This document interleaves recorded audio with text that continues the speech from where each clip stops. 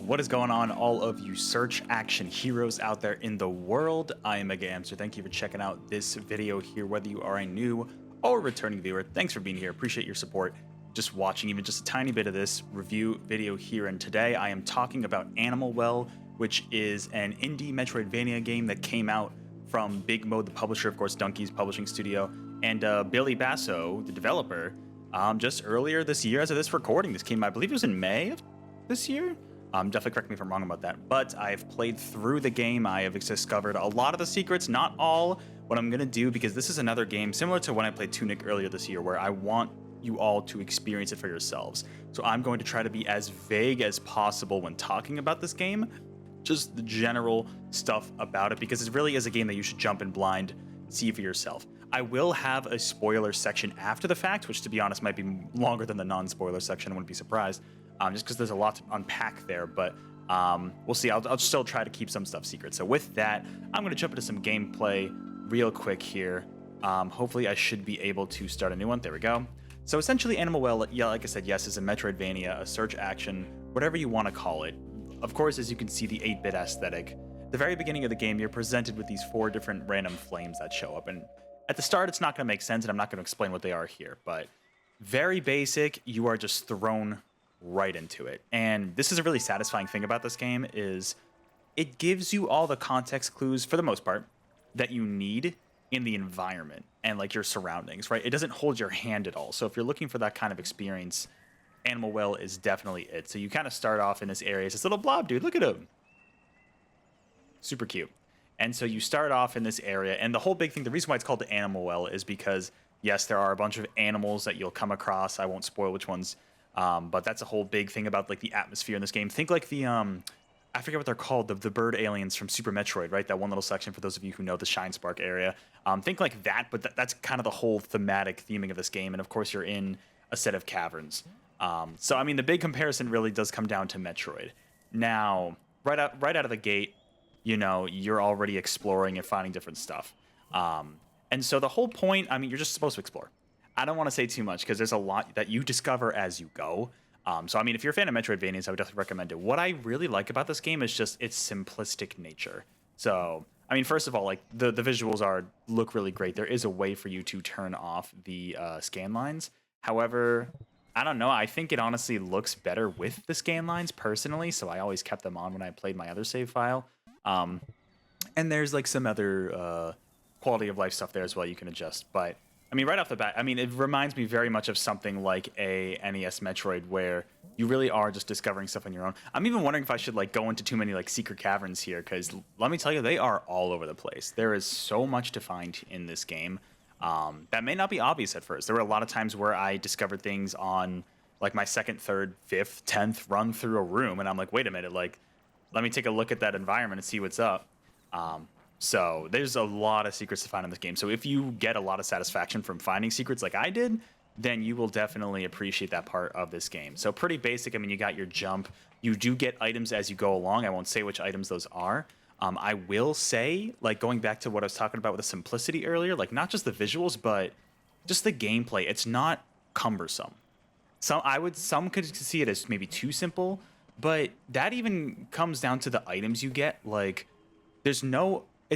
This is some of the best like item usage I think I've seen in a game like this. Like even compared to something like for like a Zelda game, for example, where none of the items for the most part feels super situational. Like each item you get, it's usually just like a simple item, but it'll have multiple use cases for for exploration and for puzzle solving and all sorts of stuff. You could save these little telephones you can find along the way, but it's like you'll find different use cases through experimentation. This game definitely excels a lot on experimentation and just trying out different items, seeing what you get, seeing what happens. So there really is just a bunch of areas you can explore here and kind of go around to. And there's all sorts of environmental puzzles that you can take advantage of. You know, and so many like little nooks and crannies to find. Like, ooh, where am I going? You know what I mean? Like I said, I don't want to do too much of this because I feel like it's going to be almost like giving away too much. So I will minimize as much as possible and save probably most of it for the spoiler section. But there are so many different kind of nooks and crannies you can find, different switches to press. There's so many just different kinds of secrets. You know, so like, okay, for example, up there, it's like, all right, how do I get up there? Well, if I can find a way. There's a wheel, there's a way. There's just, and there's so much to take in. Like, there are so many environmental details that, like I said, you may not notice until you come back and revisit a room. Oh, these guys are scary. No, no, no, no. Bye-bye. Bye-bye. Those guys are scary. This game is definitely scary. It is very immersive. Like, I mean, even for the 8-bit aesthetic, I found myself glued to this game. There were honestly some gameplay sessions where I played way too much. There was one day in particular while I was on vacation, I played this game, and it was just, I played way too much. I know I did. But, you know, because I was just that hooked on figuring out the secrets and figuring out how to kind of solve the mystery of this game, because there really isn't much to talk about with story. There is some background stuff going on, but it really just complements the gameplay. And you know, I don't know if I hesitate to say there's really much of a story going on, but we got some firecrackers. Ooh, look at that. You know, there is a lot going on in terms of like the background details. But there's no like in-game explanation for a lot of this stuff. It's really the game's strength, and it plays really well to it, is finding different secrets in the overworld and experimenting different stuff. Like, oh no, maybe if I throw a firecracker, oh look at that. You know, I don't want to give too much away because you got to experience a lot of this for yourself. But if you're the kind of person who likes jumping into a game and exploring for a bit, you know, and just figuring out stuff on your own, what I will say is that the game can definitely get hard. There were, especially some late game puzzles. There was a point with the secrets where, and maybe I just wasn't motivated enough to do it on my own, but there was a point near the end of the game, especially with some of the optional secrets in this game, because there are plenty of optional secrets to get, which I might get into more in the spoiler section in just a bit. It's just like, it became like too cryptic for me, like honestly. And like I said, a lot of that might just be the fact that I don't have the most patience with some of these games, but I don't know. I found it to be a little cumbersome near the end of the game, but it took a while for it to get there. And like, it was really some of like the later, more optional puzzles that really stumped me for a bit. But if you want to like just like beeline it through and do like the main quest in this game, you totally can.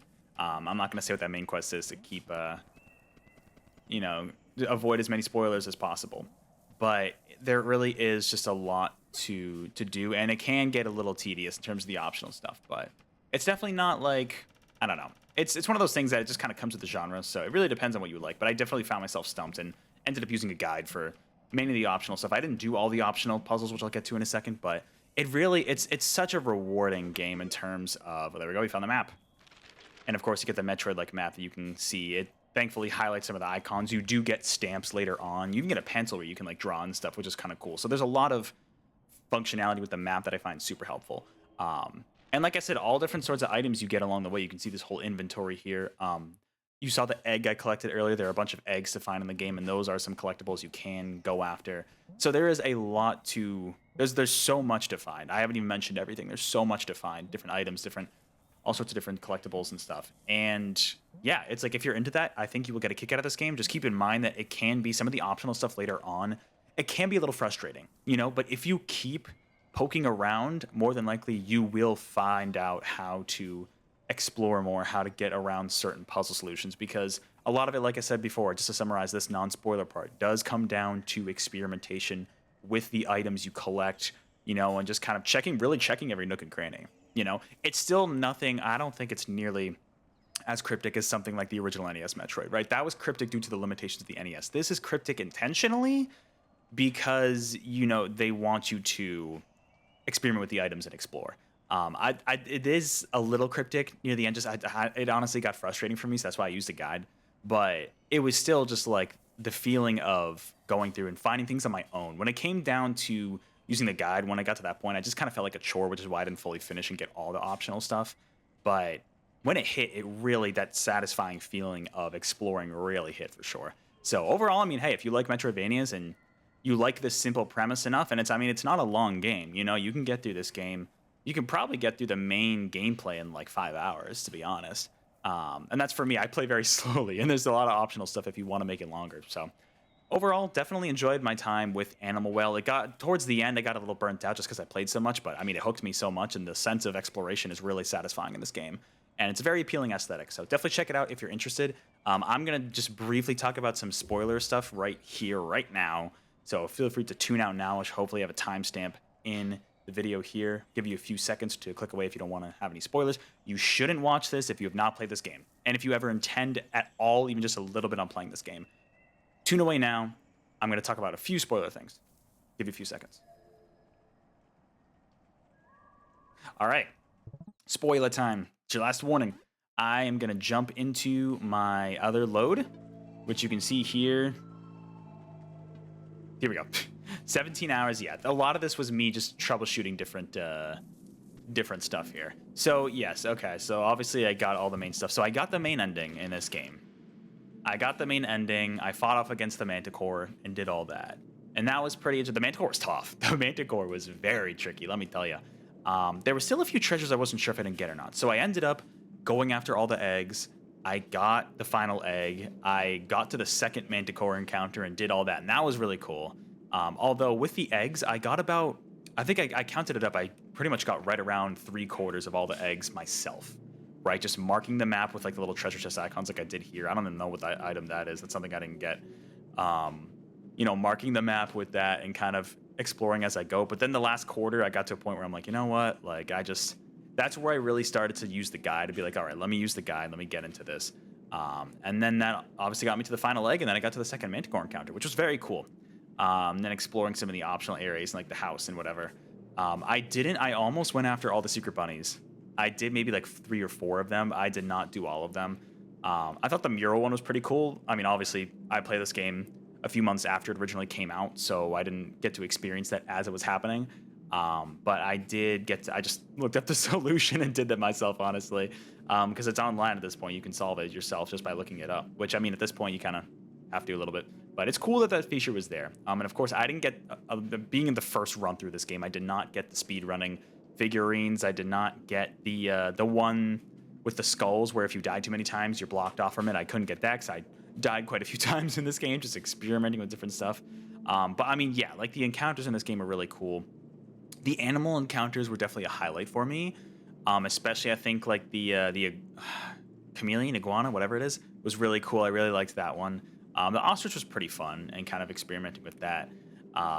And the items, like I hinted at earlier, the items in this game are fantastic. The yo-yo is one of my personal favorites. I really like the yo-yo. They do some interesting stuff with the slinky that I wasn't really, the slink as they call it, which I wasn't fully expecting. The remote is super convenient. I know that's one of the, I believe that's one of the optional ones. Correct me if I'm wrong in the comments below. The wheel was cool, although maybe a little more situational with the wheel. But yeah, like the yo-yo is definitely one of my favorites. The bubble one was solid. The top was interesting. Because the top was optional, I believe, from what I saw in the guide. And that one was interesting. It came down a lot to using the UV light and figuring out where the top could be used for a lot of stuff. And honestly, at that point, I used a guide for a lot of those collectibles there. The bouncing ball, I mean, I only found like maybe 3 spots where it was useful. And like, it was so hard to control. Let me know if you felt that way too. Assuming you played this game, which you better if you're watching this part of the video. I just found it super useless. I don't know. I just didn't really like it a lot. There's like 3 spots and it was so hard to control. The disc was cool. I did like the disc. A disc is another one of my favorites. But I think the yo-yo honestly was my favorite. There's a lot of cool stuff you could do with that. Like use it to like attract different animals in different directions. Yeah, so really there was, I mean, the encounters were really cool. Definitely a highlight for me there. And like I said earlier, just the sense of exploration. You know, I was doing a pretty good job. I appreciated the stamps a lot in this game because I was really trying to mark like, okay, like those diamonds there with the dots are the animal heads that you can use to teleport. The swirls are like the fish heads that take you. I mean, those weren't super useful to be honest to have those, but it's what it is. Oh. No, this was supposed to be one of those like places where I had to put the medals. I already did that though. Some of these icons I forgot to remove, like the egg song one right there with the question mark. So I mean, I definitely enjoyed having the stamps here. I will say the map is a little tough to tell sometimes where you can go. And that's probably intentional to be like, oh, there's a little tiny corner here, there's a little pixel that's off, and it means you can go there. And it's like, but sometimes it doesn't. It was a little, I don't know, it was a little trippy. I think it just, the fact that I wish you could zoom in another layer because, right, here's the thing. You can zoom out and then zoom back in. That's it. I wish you could like zoom in one more time. I honestly think like another zoomed option would have been useful here, especially because it's so pixelated and it's, you know, a little tough to tell sometimes. But I mean, overall, the map is pretty big, pretty solid. I remember the first time I discovered that the map wraps around, I was like, that's crazy. I was like not ready for that. I mean, there was some stuff I just didn't explore at all for sure. And like I said, I only got like 3 or 4 of the secret bunnies, so I didn't figure out whatever that secret was. But I got all the eggs, I got all the items. Um, I did both Manticore encounters. Maybe there's another one after the secret bunnies. I have no idea, but that was a pretty cool thing at the end too to discover. But overall, I mean, just like really, the sense of immersion here is great for a game with this aesthetic. Like, it's not for everybody. It really isn't, but I think the audio design too, like just fantastic job on that front because I found myself needing to put in my headphones to play this game, really immersing myself in the experience. This would totally be a game like I did with the not the launch stream, but my first time stream with this game that I did. Just turn the lights off, put the headphones on, and fully immerse myself in this world because it's really beautiful. It honestly is. There's a lot of beautiful areas to go through here. The pixel aesthetic looks great, and the audio is just super immersive. I really enjoyed it, but obviously not everybody's gonna like this aesthetic, so not everybody's gonna get into it. But I really enjoyed it, and just the sense of exploration, like finding just to wrap this up, finding those secrets on my own was just super satisfying. You know, keyword being on my own. It was a little, especially some of the late game ones. I mean, they're supposed to be cryptic, I get, but it was a little too cryptic for my liking near the end, especially with some of the optional stuff. You know, after you get the first ending, it was just a little too cryptic for me. But it's like at the end of the day, it's kind of a minor nitpick where the main game, I mean, it's supposed to be explorative for people who want that option, you know? So the fact that they provided all those puzzles, the fact that the map is big, but it's not huge, and the fact that they fit so many of those hidden items and stuff to find is really, really cool. So I gotta commend Billy Basso, and Big Mode certainly knows how to pick a game to publish because this was a great time. I mean, I knew this was I heard this was a must-play game, and I knew it was going to be good, but I'm not going to sit here and say I didn't expect to enjoy it and get as hooked as much as I did, even though there's like one day I played maybe 6 hours straight. It was a lot, maybe a little too much, and I got burnt out, but it was a really enjoyable time. So with that, that is going to do it for my thoughts on Animal Well here. Let me know your thoughts in the comments below. If you've played Animal Well, I hope you have if you watched this part of the video, because... Well, no, I guess I'll have another time stamp to say the spoilers are over. But let me know your thoughts in the comments below if you've played this game. What did you like about it? Keep it spoiler-free, please, because people should go into this game as blind as possible. And speaking of those who haven't played the game, let me know if you're interested now, or if you've heard about it, if you wanted to give it a shot. Let me know what your thoughts are now. But with that, that is going to do it for this review of Animal Well. Thank you again so much for watching. I will catch you all on the next video or live stream. And until then, take care, practice self-care, do whatever makes you happy, even if it means jumping into a bottomless well with a bunch of animals that are out to kill you, because of course they are. I'll see you later.